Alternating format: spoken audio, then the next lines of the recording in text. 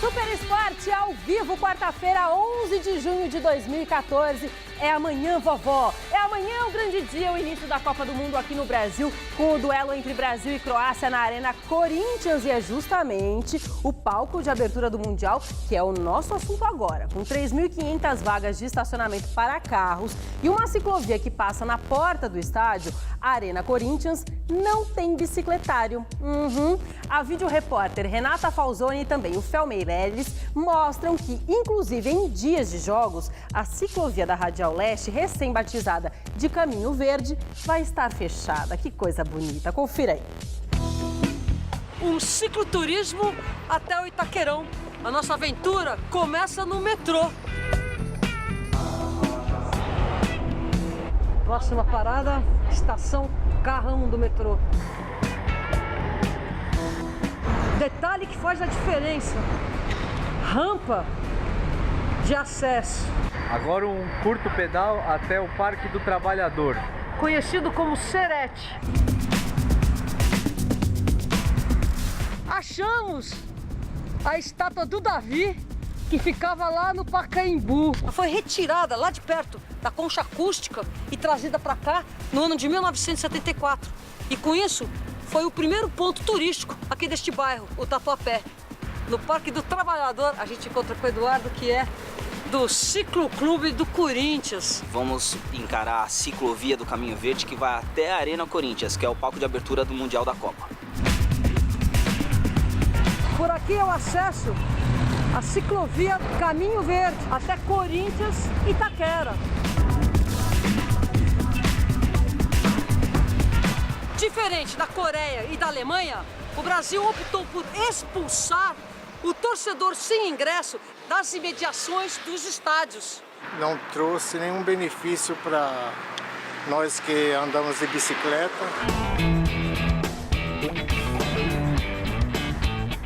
Por fim, o Itaquerão. Passando o Mundial, a gente vai sentar com a diretoria e vai resolver as vagas de bicicletário que a gente precisa. Ontem a delegação chegou à capital paulista por volta ali das 10h45 da noite e o nosso repórter Osmar Garrafa acompanhou. Vamos ver. Não foram muitos os torcedores paulistas que enfrentaram o frio e a garoa para aguardarem a chegada da seleção brasileira em São Paulo.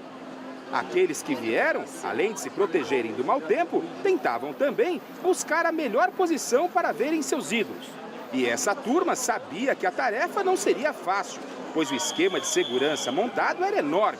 Policiais, militares e do Exército isolaram a área. Os moradores próximos à concentração tinham que se identificar num bloqueio instalado pela polícia. Apesar disso, o clima era tranquilo. E nem essa torcedora da Argentina chegou a incomodar a torcida brasileira. Com mais de 1 hora de atraso, os batedores da Polícia Militar anunciavam que a seleção brasileira estava chegando. O desembarque foi rápido, discreto e frustrante para quem aguardava um contato com seus ídolos. Conseguiu ver alguém? Não, ninguém. Não viu ninguém? Ninguém, infelizmente. Deu pra ver ninguém, velho. Sério? Só tomar chuva, uma cerveja mesmo. Vamos pra cima deles agora, né? O que resta. Quanto vai ser lá? 3x0 primeiro contra a Croácia, aí 3x0. Animado, hein? Estreia em casa, né? 3x0 é pouco. Conseguiu ver alguém? Nada. Que pena. Ficou triste? Nada, queria autógrafo. Quem que você queria ver? Sei lá, qualquer um tava bom. Qualquer um. Nem tchau eles dão. Valeu. Olham pra cá. A gente no frio, na garoa. Pô, vira pra trás e faz assim, ó. Eu acho que não vale nada, né?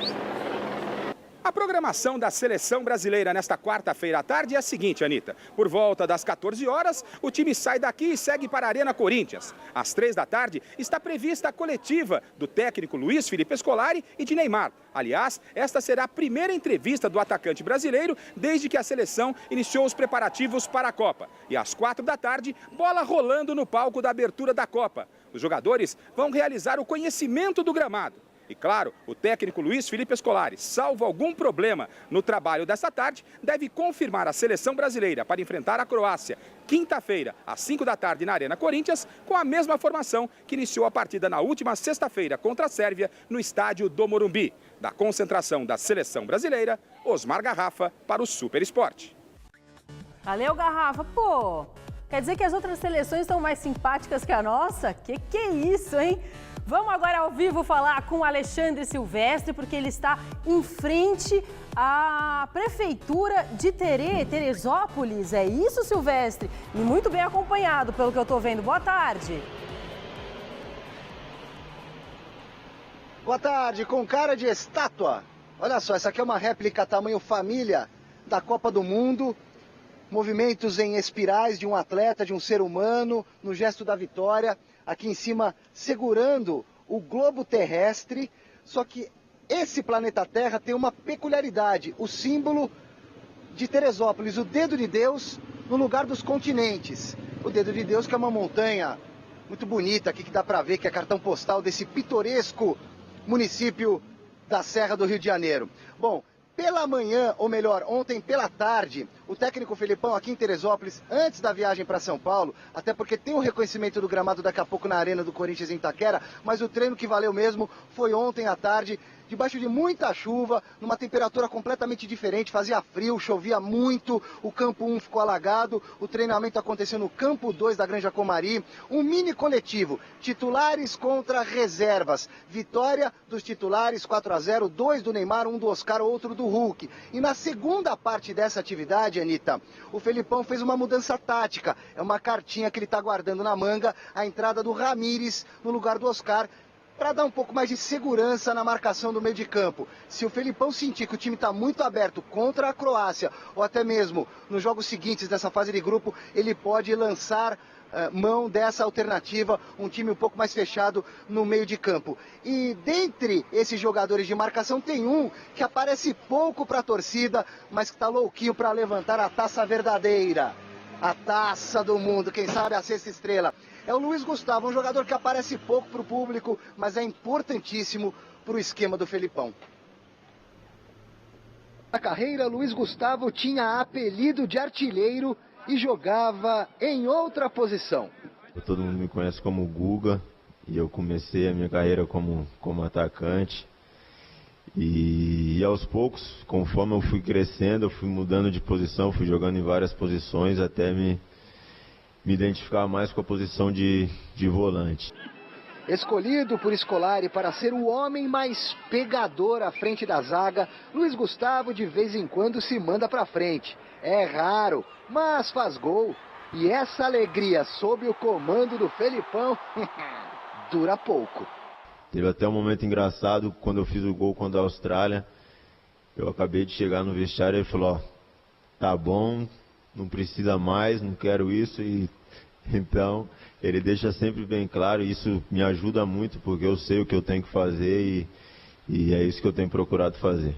Mensagem assimilada. A partir daí se vira, Luiz Gustavo. Tá pronto para caçar? Pelo fato de eu ser o volante ali de marcação, todos os jogos eu vou ter uma missão difícil, porque a maioria das vezes eu tenho que marcar os jogadores mais criativos da equipe adversária. Então eu tento me preparar da melhor forma para estar sempre bem treinado e bem atento e bem focado para conseguir fazer bem o meu papel. O Luiz Gustavo é bem diferente dos outros jogadores dessa seleção brasileira. E eu não estou falando do bigodinho semelhante ao do professor, não.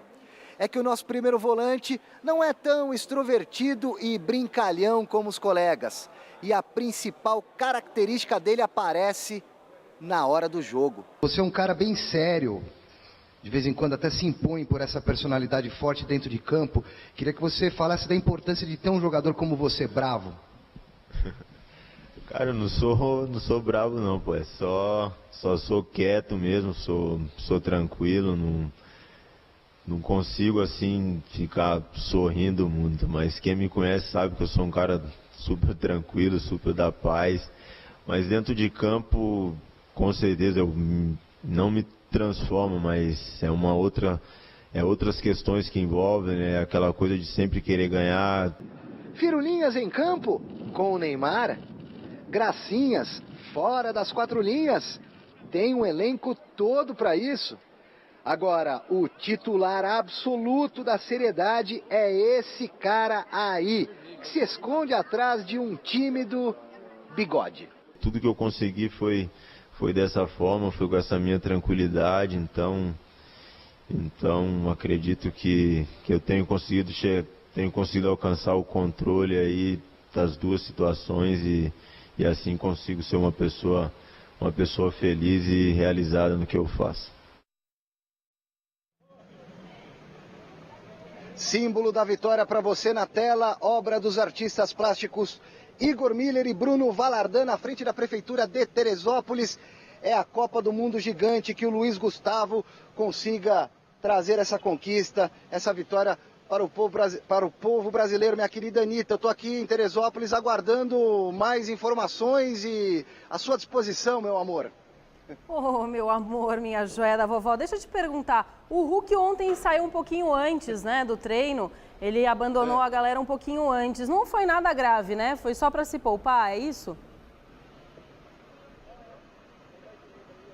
Aparentemente nada grave, ele colocou a mão aqui na parte de trás da coxa, depois se movimentou mais um pouquinho e deixou o gramado para a entrada do Bernard nessa fase final do coletivo de ontem. Aparentemente só uma precaução, o Hulk começa jogando, assim como o Oscar, que foi substituído nesse treinamento pelo Ramírez, para dar um pouco mais de consistência na marcação do meio de campo. Há uma alternativa que o Felipão pode usar no decorrer da Copa do Mundo, Anitta. Ô Silvestre, deixa eu te falar, na segunda-feira teve uma palestra com o Carlos Alberto Júlio e ele falou o seguinte, conversou com os jogadores, enfim, o Neymar falou que ninguém tem nariz empinado e o Felipão frisou o seguinte, que os jogadores precisam seguir o posicionamento tático para vencer. Tá muito amarrado esse time, eu vi que o Paulinho tem que ficar bem preso num canto, o Oscar tem que ficar ali pela direita para cuidar dos caras da Croácia. Tá muito amarrado ou não tem um pouco de flexibilidade e tal? Como é que tá essa história? Você que tá direto todos os dias acompanhando os treinamentos da seleção. Bom, por exemplo, o Luiz Gustavo tá amarrado. O Felipão mesmo já brincou com ele num gol aí, num amistoso do ano passado contra a Austrália, 6-0 pro Brasil. Depois do jogo, o Felipão, Luiz, ele contou aí na reportagem, né? Tá bom, fez o gol, não quero mais, hein? Fica paradinho aí. Os zagueiros se mandam muito. Os laterais, como é que se consegue amarrar Marcelo e o Daniel Alves? Claro que não estão amarrados. Agora, o Luiz Gustavo tem que proteger a defesa e o Felipão pede movimentação, principalmente na hora de marcar a saída de bola do adversário. Então, se está amarrado, não é ordem do Felipão. Muito bem, hoje a gente vai acompanhar aí mais 2 capítulos da nossa série sobre os grupos da Copa do Mundo. E a gente começa com o grupo F, que tem a participação da bicampeã Argentina, que fez história com Diego Maradona e agora aposta no talento de Lionel Messi.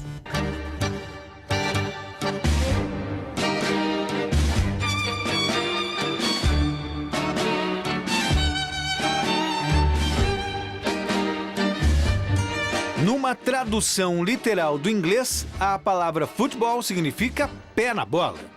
Entretanto, foi um episódio com as mãos que marcou a história da Argentina no esporte mais popular do planeta. O local era o Estádio Azteca, no México, e a partida valia uma vaga na semifinal da Copa do Mundo de 86. O cronômetro indicava 5 minutos da etapa complementar. Maradona, astro da seleção alviceleste e principal jogador do torneio, tentou uma tabelinha com Valdano, mas o zagueiro Steve Rod, do English Team, tratou de interceptar o lance. Rapidamente o Pibe de Ouro levantou o punho esquerdo acima da cabeça e marcou o gol de mão mais conhecido do futebol mundial.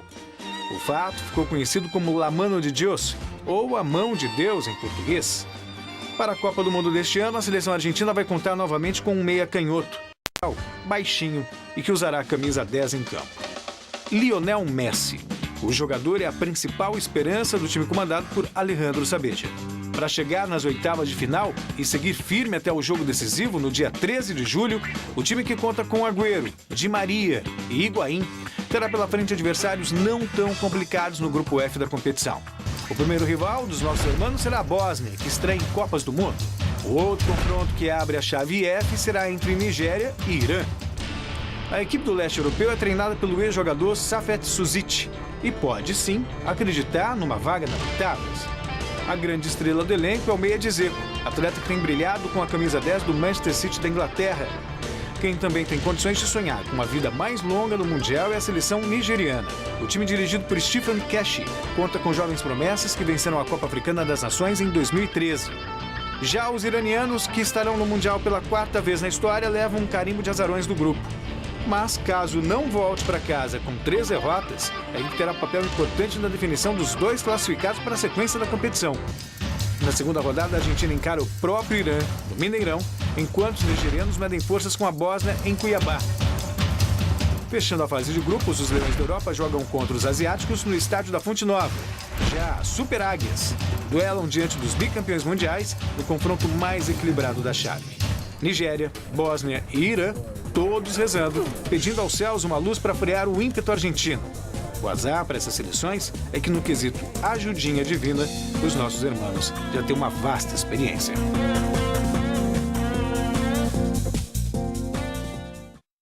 Sai pra lá! E você, fique por dentro de tudo que acontece no Mundial. Você que é fanático ou fanática por futebol, vai encontrar no GazetaEsportiva.net, nosso site, informações sobre todos os jogos e treinos das seleções, resultados e classificação em tempo real. O site está disponível também no seu smartphone. As equipes de reportagem da GazetaEsportiva.net estão presentes em todas as sedes e estádios, trazendo para você todas as informações, curiosidades e bastidores sobre os grandes astros do futebol. O melhor conteúdo esportivo agora também nas suas mãos. Fique por dentro de tudo sobre a maior competição do planeta. Acesse diretamente do seu celular e confira mais essa novidade. GazetaEsportiva.net. E a gente continua com a nossa apresentação dos grupos do Mundial. Vamos agora para o equilibrado Grupo G, que conta com a tricampeã Alemanha, Portugal, do craque Cristiano Ronaldo, Gana e Estados Unidos. Confira aí. Entre as principais favoritas ao título da Copa do Mundo, a seleção da Alemanha é a grande potência do Grupo G. Com uma base de jogadores que atuam no Bayern de Munique e no Borussia Dortmund, o técnico Joachim Löw vai para sua segunda Copa com um grupo amadurecido e ainda mais forte em relação ao que ficou em terceiro lugar no Mundial da África do Sul. O treinador terá uma boa dor de cabeça para escalar um time repleto de estrelas. Entre os mais experientes, destaque para os astros do Bayern, Philipp Lahm e Bastian Schweinsteiger. E o atacante Miroslav Klose, da Lazio, que está a apenas um gol de se igualar a Ronaldo como o maior artilheiro de todas as Copas. Isso sem contar os jogadores da geração mais recente do futebol alemão, como Manuel Neuer, Mesut Ozil, Mario Götze, Toni Kroos e Thomas Müller, que na última Copa foi eleito o melhor jogador jovem da competição. A segunda força do Grupo G é a seleção portuguesa do craque e melhor jogador do mundo, Cristiano Ronaldo.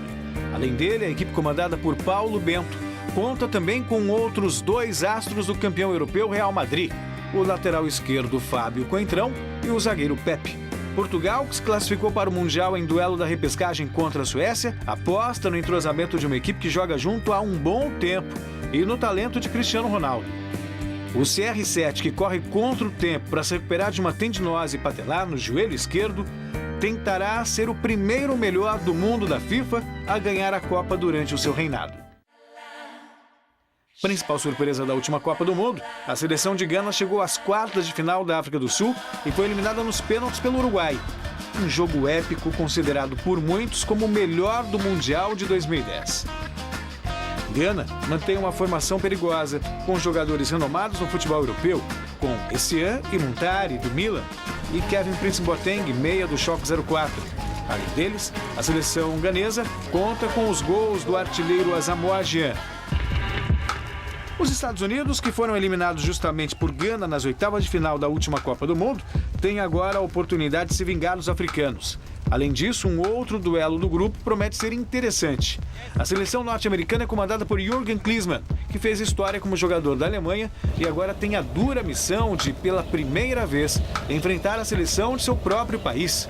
A grande surpresa da lista de Klinsmann ficou por conta da não convocação de Landon Donovan, ídolo e maior artilheiro da história da seleção norte-americana, com 57 gols. O jogador de 32 anos iria para a sua 4ª Copa do Mundo.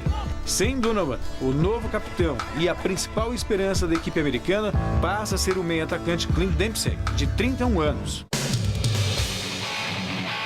Na segunda-feira, dia 16 de junho, Alemanha e Portugal abrem o Grupo G às 13h.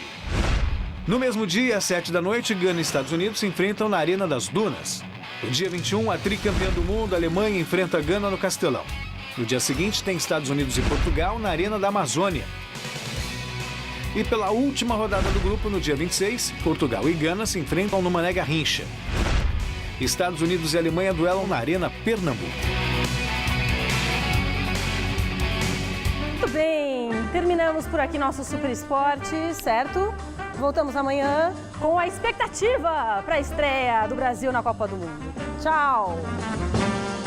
Confira as histórias do Mundial de Vampeta e Juninho Paulista, nesta sexta, 11h30 da noite. Assista agora Você Bonita e logo após, Mulheres.